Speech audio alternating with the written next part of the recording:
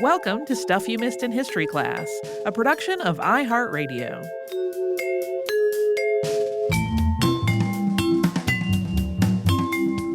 Hello and happy Friday. I'm Holly Fry. And I'm Tracy V. Wilson. We talked about Eadweard Muybridge this week. Yep. Oh, Eadweard Muybridge. So I will confess this is not a name that I recognized. Yeah. But as soon as you started talking about the photography he did, I immediately could bring to mind that horse running. The horse running, especially. Yes, 100%. Yeah, he's a fascinating one. I'm glad I got into this. This one was one that almost became a two-parter, but since we just did the sewing two-parter, I was like, Holly, slow your roll. They can't all be two-parters. And then unearthed two-parter immediately after sewing. Right. And I was like, no. But I could have gotten, there's part of me that wants to read every trial document because that was such a wild thing. And I want to talk about that in a minute. But one of the things that just came up in my research that I hadn't thought about, and I was like, oh, duh, was that his work was contextualized in one of the books I read, that book, River of Shadows by Rebecca Solnit, in terms of how a number of people were writing about how to be cultured and how to bring culture into your home, including like Louisa May Alcott. And one of the things that they suggested was, to have landscape imagery in your home because that suggested you were refined. And I think there's a Louisa May Alcott article where she name checks both Muybridge's photography and Bierstadt's paintings in the same group. And I was like, oh, I didn't even think about the fact that I've been on the landscapey kick. That was just a magical accident. I'm scrolling through Google image results of just his name. And so many of these other motion studies I have for sure seen before. Just a ton of them. I mean, they're really, really interesting and famous, and they get used a lot in like as stock footage in things where people are talking about motion and film history and whatnot. We read that kind description of Leland Stanford. We did not read just this one line. I feel bad because I didn't notate what article I saw it in, but someone described Eadweard Muybridge as looking like a mix of Walt Whitman and Zeus. And it tickled me so much, and it's so accurate. I agree. I also mentioned at the top of the show that I would talk about having this revelation that, I know this story and where I know it from. Okay, tell me. And it is from one of what is perhaps, depending on your point of view, my most pretentious interests, which is the work of Philip Glass. Okay. Give me those half-step arpeggios for 10 minutes at a time, all day, every day. I love Philip Glass. Einstein on the Beach blew my mind when I first heard it when I was in high school, and I have been a devotee ever since. Okay.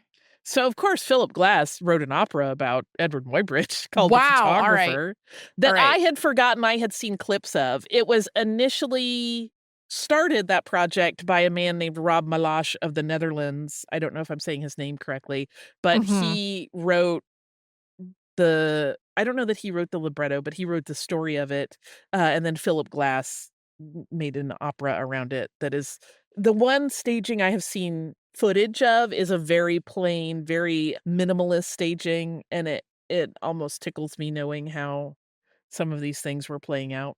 Yeah. But listen, I will never apologize for loving Philip Glass. I love him. So I could not in any way describe myself as like a Philip Glass devotee, just because there's a lot of stuff to experience in the world and finite time.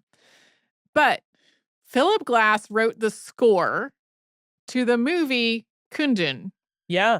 Which is if you are not familiar with this movie, it is a biopic of Tenzin Gyatso, the 14th Dalai Lama, by Martin Scorsese. Yeah. Which my understanding is that movie was almost kind of buried when it came out because of all of the social and political issues involving the United States and China and Tibet and the diplomatic relationships among all of them. But I can't really comment on like the the cultural appropriateness of all of these particular people making this film together. But if you are talking about somebody needing to write a movie score for a religious figure in a religious context that involves a lot of chanting and repetitive actions and thoughts and like ritual things with a lot of ritual significance, it makes a lot of sense for Philip Glass to be the person writing the score for it. Oh, he's so great. Again, like, it's not for everybody. I've had people in the car with me who are like, "Can we flip to anything else, please, Uh-huh. I beg." But for me, it's cool and it's zen and I love it and it's Yeah. beautiful, and often the vocal punctuation of it is really sharp and staccato, which I love. I mean, I'm not an expert on opera by any means. I feel like a big dum-dum whenever I'm actually talking to people who know a lot about it, but I just emotionally connect to his work so deeply Uh-huh. and so instantly, and I love all of it. And is so good. Anyway, that's my brief foray into my Philip Glass fangirl list. Okay. The thing that I find interesting about all of this, and it's been written about a lot by a lot of people, is that there are a lot of folks who basically I won't say they sum this up, but they examine Eadweard Muybridge's life as an example of a head injury that changed history.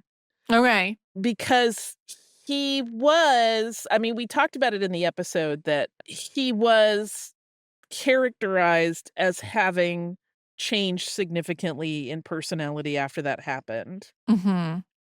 and how, he became very driven in a way that was different than his behavior before when he was pretty happy to have a lovely little bookshop, and suddenly he was like, "I must take all of the risks. I must go out and do crazy things. I must wander. I must never settle." And it has been really interesting. There are a lot of papers. I did not get into it because I feel like you get into a whole other part in terms of psychology and medicine and psychiatry, and also the diagnosing of a person who is deceased. Right.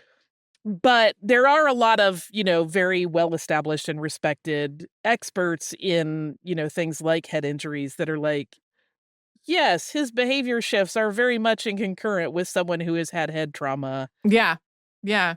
And it's just a fascinating thing to me because we don't know if he ever would have gotten those photographs and invented the zoopraxiscope if he had not had that incident happen. Right. He Right. may have just been a nice guy who had a bookshop in San Francisco, and we never learned his name as, like, an important historical figure. Well, and especially because it sounds like from his description of his like, what he experienced after that injury, it sounds like he was having kind of a double vision phenomenon.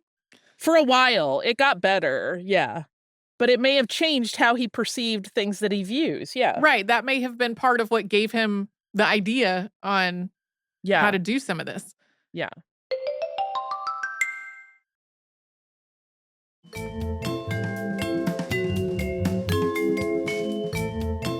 This also reminds me a little bit of Phineas Gage, who He is often invoked in a lot of the papers about Eadweard Muybridge's yeah. injury.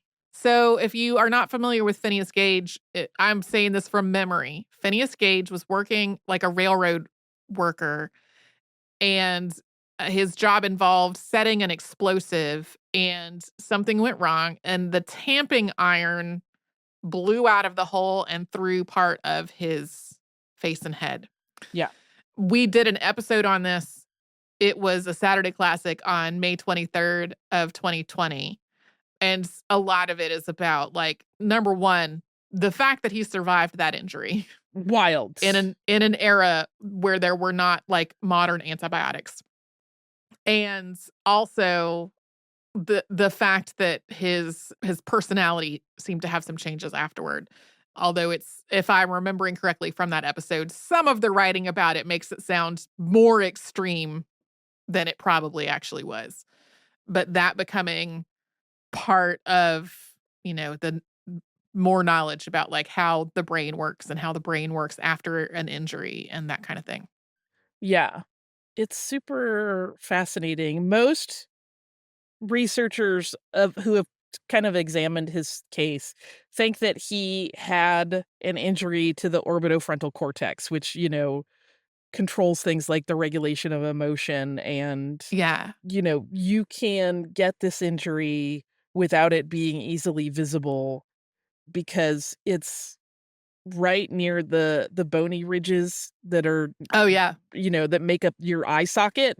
Like, Yeah. it's right behind those ridges that form the eye socket, and so you can actually cut into your orbitofrontal cortex without knowing it and have these changes in your behavior, even though you are recovering seemingly outwardly, that aren't necessarily as easily discernible Mhm. to even medical professionals. They're like, "Great, his vision's getting better, like, he can function on his own, he can travel, he can make decisions." Yeah. Um, but really, he is a different person than he was Right. before all of this, as kind of evidenced by the fact that he was like, "Well, I gotta go kill that guy." But then I'm like, I don't know, is that brain injury? Because everybody else was like, "Yeah, you had to go kill that guy." Yeah, I mean, it seems like the that's that's where it gets kind of wild to me, and, like, I know in earlier eras, and especially in this context, like, earlier eras in places that were in the western part of North America, Yeah. there was, like, more of a culture of that kind of violence being used to solve problems, and that Mhm. being seen as just sort of how it worked. Yeah. And I don't know if that's related to that at all. That's absolutely speculation on my part. But the fact that the jury also ultimately came to agree that, yes, he was justified in killing someone who had an affair with his Yeah. wife Yeah. after being instructed the opposite by the judge. Yeah, that's the part that really gets me, is that the judge is like, do not think about that part, because that's not part of it. Mhm. We know that happened, but still somebody's dead. Like, Yeah. this is not an eye for an eye kind of situation, you guys." And they're like, "Yeah, it is."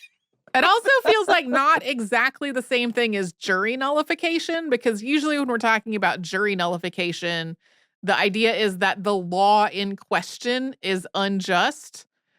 And at least from what you have said, that doesn't seem like where they were coming from. It wasn't that, oh, No. a law making it illegal to murder people is not unjust.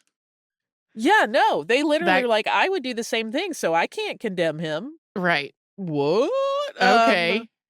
Yeah, it would make me very scared to go to Northern California in the Yeah. 1870s. Yeah. Well, and Um, there are also cultures in the world still today where, like, honor killings are kind of yes, 100%, a thing. 100%. I don't know. It's took me totally by surprise. Yeah, it's because it's wild. It's interesting because Flora and Harry are talked about in a number of different ways. Like, I read a death announcement for Flora that's kind of like, "She kinda had a checkered past, you guys." Like, it's a little defamatory in a very gentle sort of way. Mhm. The way they write about it, they're like, "Well, she was married at 17, and she was actually living away from her husband for a while before she divorced him." And, like, there's a definitely some characterization of her as having taken advantage of Edward in some way, in Mhm. getting him to help her out of her first marriage and then marrying her.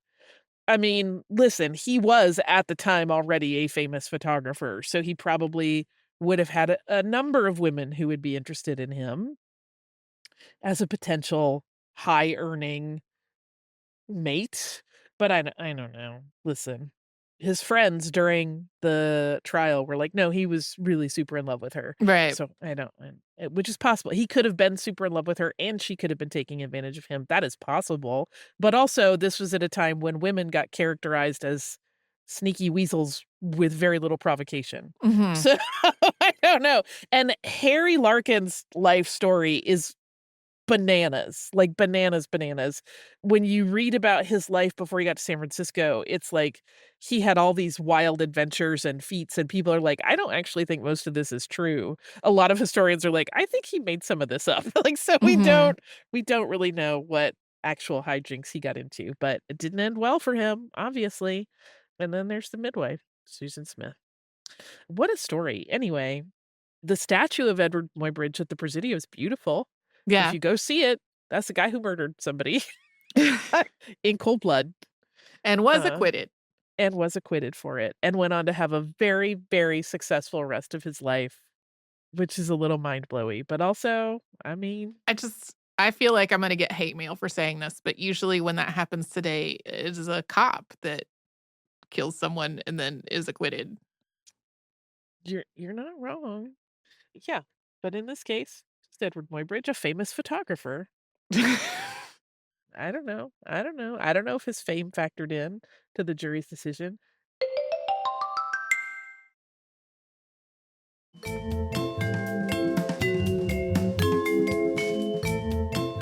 We talked about Beatrice Kenner and Mildred Smith and their various inventions this week, which meant we talked a lot about menstrual protection. Yeah. And Holly, you and I came of age to start menstruating during the transition from sanitary belts to adhesive pads. Yes. That there also were other options happening at the same time, but the thing that caused us to have to kind of stop in a minute in the middle of recording to clarify something was like the belt to adhesive transition. Yeah. Because I think you got health class discussion at school with a video that still had belts in it. Well, and we also got a little sample pack that had one.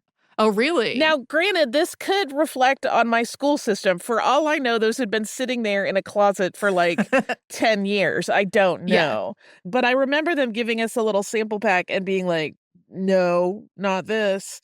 Because we did know that there were better options available. Yeah. And some of those better options were in that sample pack. Like it was a wide range. Okay. So I don't know if it was like it was kind of like hey, here are options available to you. And this way you don't have to buy a box of everything to find out what you're most comfortable with. Yeah. Yeah. So I remember like being at the drugstore, and at that time, this would have been like in the early to mid 80s, that the like pads would specifically be labeled as beltless. Yeah. And I think where I was really introduced to the idea of like a sanitary belt was reading Judy Blume's Are You There, God? It's Me, Margaret, when I was a kid. And so that was first published in 1970. Yeah. At which point adhesive pads did exist, but like they were not widespread yet, really, in 1970. I would have read it around maybe 1982 or 83, probably. Maybe a little bit later than that. That book has been updated today to reference like adhesive pads. But when I read it, like there was still this discussion of belts. And I remember an adult having to explain to me that, like, number one, that was how they worked before. Number two, that the adult in question, who probably was my mom, found the belted ones to be terrible. I have so many thoughts. Yeah? Yeah, like, do I disclose what a terrible child I was? Because I was. So when we had our little aside during a recording where we were like, I was like, no, the belt still existed. And you were like, did you read about it in Are You There, God? It's Me, Margaret. As a kid, I had a very strong and not kind opinion of that book. Oh, really? Okay. Yes. And listen, this was Kid Holly, who was a tiny shrew, very judgmental. But I thought that book was for babies who wouldn't look stuff up in the encyclopedia. Okay. I was like, I don't need somebody to tell me a story about this. It's just about science. Menstruation. Yeah. It's just science and I'll learn my own way. Like, I didn't want anybody to tell me about it. I didn't want any sugar-coated version of any of it. I didn't. Yeah. I literally was just like, just give me a scientific pamphlet. Yeah. Yeah. That's funny. Like, because I had two older sisters also. Right. And I remember looking at the insert packaging in their products that they had in their bathroom and being like, oh, I understand this. And then I was like, why do people need a baby book to explain? Like, I was so catty and horrible about it. That's so funny. What an awful, mean child. It's a tiny, mean girl. I feel like we all do things when we were children. Right. But also, like, those books are great for a lot of people at, like, introducing concepts of very adult things that need to be handled in life. Right. To kids in a way that is accessible and kind and, like, but I was just not an accessible, kind kid. I was a mean little shrew. Yeah. I'm pretty sure that when I was old enough for this book to be relevant to me, there were probably still adults who were using belted pads because that was what they had always used. Right. And that was what they were still around in stores. That was definitely never something I personally used. And so it felt a little odd to have this book. It made the book feel really old fashioned. Yeah. Even though it wasn't written that long before I was born. And as we said, like nowadays, the ones that people buy currently or read as ebooks or whatever, like that's been updated to reflect how pads work today. On another note, this episode was simultaneously a joy and deeply frustrating to research. Well, there's so much mystery information that's been relayed incorrectly. Yes. So I think it's totally within the realm of possibility that Beatrice and Mildred both worked at the General Accounting Office. Most of what I actually read that was like interviews with Beatrice, she said something like, I got a government job. And so part of me is like, was the government job at the General Accounting Office, or did somebody at some point conflate Mildred and Beatrice, which has definitely happened with other details, and and I did not try to go hunt down federal employment records from the 40s and 50s. Like, that's beyond what we are normally trying to do on our show. So, some of those things are possibly things that are clarified somewhere, but, just not in the information that I had. I listened to an episode of the Smithsonian Side Door podcast that was about them, that made reference to an article that had been published in 1993. And I went down just the longest rabbit hole of trying to track down this article. And I did all kinds of different Googling and also looking at all kinds of different databases and newspaper repositories and all kinds of stuff, including searching quotes that they read word for word in this episode. And finally, I was like, okay, this probably is just something that the website that it was on is defunct now, and I'm not going to be able to find it. And then I opened a PhD dissertation that I had already downloaded, and that was what it was. A kind piece of fate. Yeah. But also, what a waste of time that I spent trying to find this thing that turned out to be something I already had. So this PhD dissertation was about Black women inventors specifically. I think it might be the source of the misspelling of the San-Nam-Pak company. Yeah. I don't remember. The San instead of San, I think might have come from there. And also might have been from a transcript of an oral interview. That seems like a possible thing that might have happened, is that the transcript of an oral interview led to this misspelling that then got repeated other places. But it also included a very significant error, which is it said that Beatrice had gotten married to heavyweight boxing champion Jack Jabbo Johnson. Jack Johnson, a famous Black heavyweight boxer, was dead when Beatrice Kenner married James Jabbo Kenner, a completely different person. And that's such an error. I'm like, Beatrice cannot have said this. Right. That cannot be like what she said in this interview. I'm really curious, like, what exactly happened there? Like, how did that wind up being in the text? But then that made me second guess details Right. that were in here that were like in that same PhD dissertation. And there was just a lot of stuff that I would stumble over and go, okay, was this actually right? And then I would go try to track down, other sources to confirm whether that was right. Ideally, finding like a primary source that was either something written on them during their lifetimes or something they actually said to a different interviewer. And so it was a whole long process of just continually stumbling over things where I was like, family traditions. I love the idea of this board game. I feel like if you repackage that today with all of the people who love doing genealogy, it would be a huge hit. Yeah. Yeah.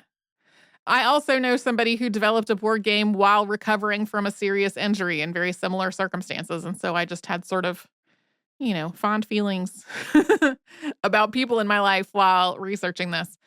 And yeah, that was a whole process of alternately being like, man, what a great thing. And then like, is this correct? Can I confirm it's correct? Is it even possible to confirm it's correct with the resources that I have available to me at this time? Can I say the word available on the podcast? Beatrice's first patent for the sanitary belt also included a term that I don't know if I've ever encountered before. Yes. Catamenial. Okay. A term for relating to menstruation that is apparently not as common anymore. Yeah, I had never heard it before this moment. And that is how it was referenced throughout the patent. And that made me wonder, is this sort of an evolution in the language that is more commonly used? Or was it just because there's so much stigma around periods that a less potentially obvious term was chosen for it? I don't know. Either way, though, I love both of these sisters and their stories. They're very charming. Yeah. I love how they just solve problems with their brains. Yep.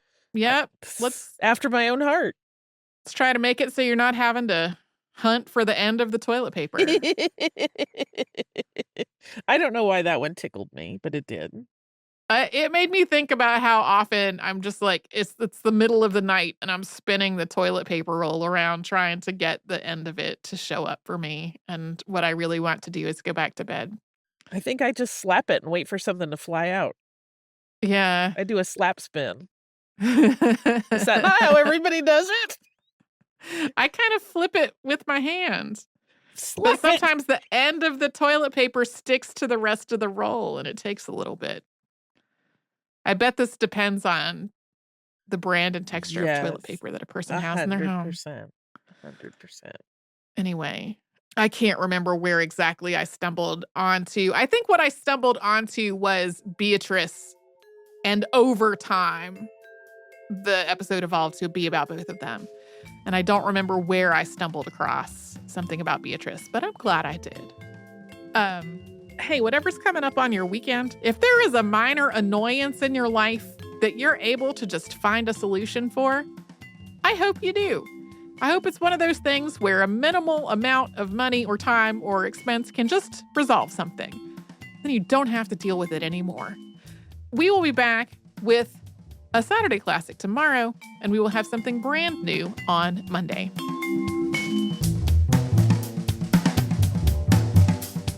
Stuff You Missed in History Class is a production of iHeartRadio. For more podcasts from iHeartRadio, visit the iHeartRadio app, Apple Podcasts, or wherever you listen to your favorite shows.